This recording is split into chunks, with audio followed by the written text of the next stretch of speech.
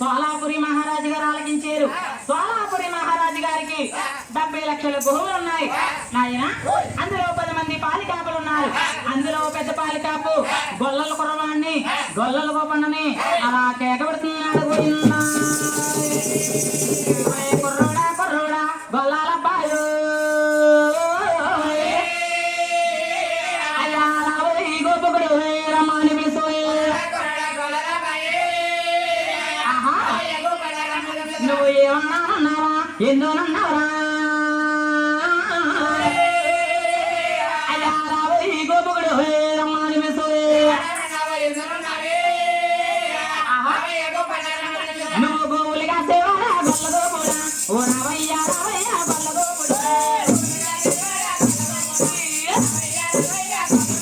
నువ్వు గోవులుగా సేవరా గొల్ల గోపుడు రావయ్యా రావయ్యా గొల్ల గోపుడు.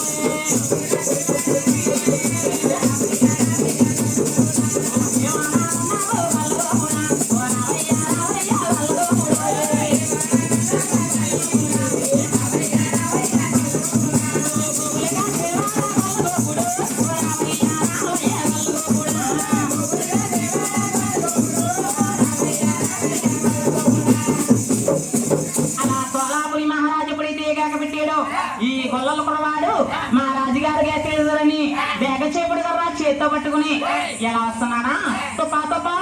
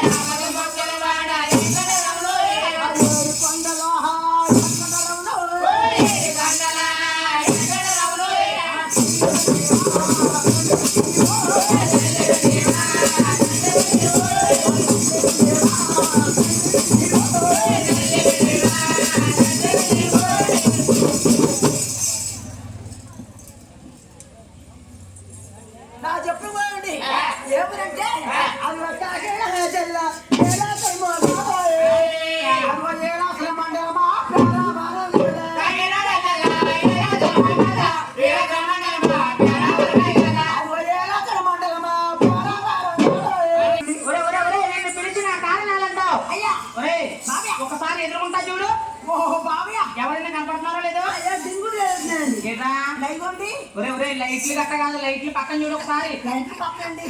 ఓహో బాబా, ఈ పక్క రెండు ఉన్నాయండి. ఏంటి అవి నల్లగా బాక్సులు కాదు, బాక్సులకి లైట్లకి మధ్యలో చూడు ఒకసారి.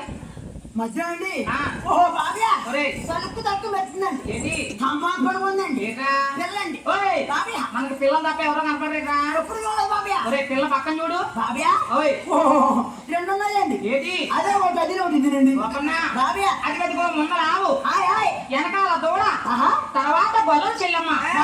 ఆ అమ్మాయి ఆవునితో అమ్ముతాను ఎంతకి ఇస్తాడు, ఏ రేటుకి ఇస్తాడో వెళ్ళి కనుక్కున్నాను ఆయన. మనకు చూస్తే 70 కోట్ల ఉంది. అవునవును.